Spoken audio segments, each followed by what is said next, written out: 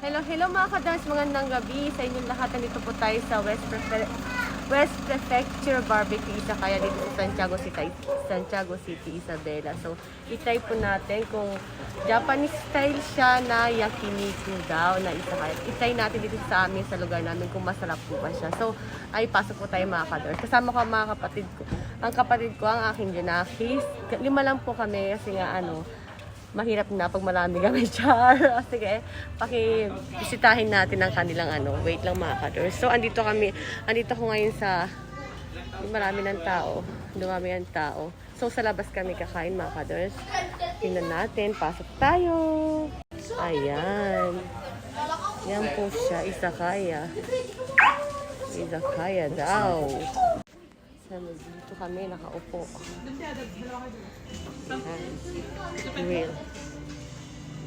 Grill daw siya. Izakaya siya mga ka-dors. Diba, look?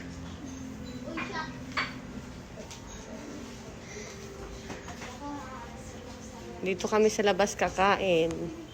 Ito ang mag-asawa.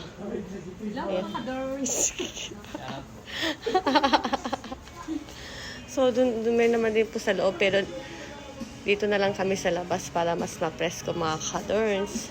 Nag-order na kami. Try natin ang kanilang So, ang in-order ko ay ang unli na seafood with pork and beef. At kung ano-ano pang unli yun. Siya ay worth ng 499 per head.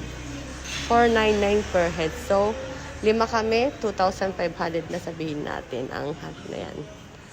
Bago kami umalis mga ka-dors. So, ayan na po ang ating sauce. Ang ating lettuce. Ito po ang kimchi nila. Tikman natin kung masarap. Kung katulad pa ng Japan.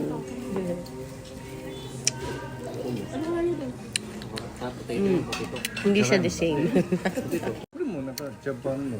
Kimchi tofu. Tikman natin.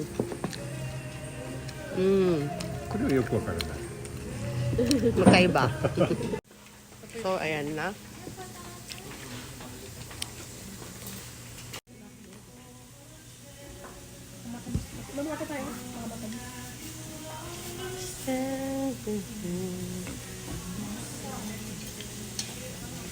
Ayaw kasing kumain ng sila mama kaya sila nasama. May ulam na daw sa bahay. Kaya kami na lang. Ito, sotanghon. Try natin. Ang sarap nito mga ka-dors, ng baby potato. Sarap niya.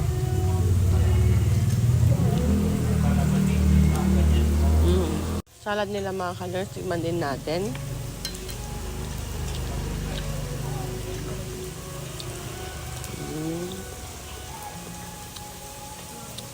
Japanese mayonnaise ba ito?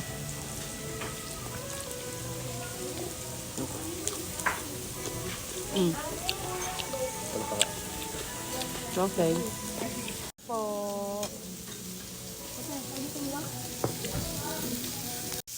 Yummy. Second batch ko mga ka-dors. Second batch namin. Unli kasi unli. Okay.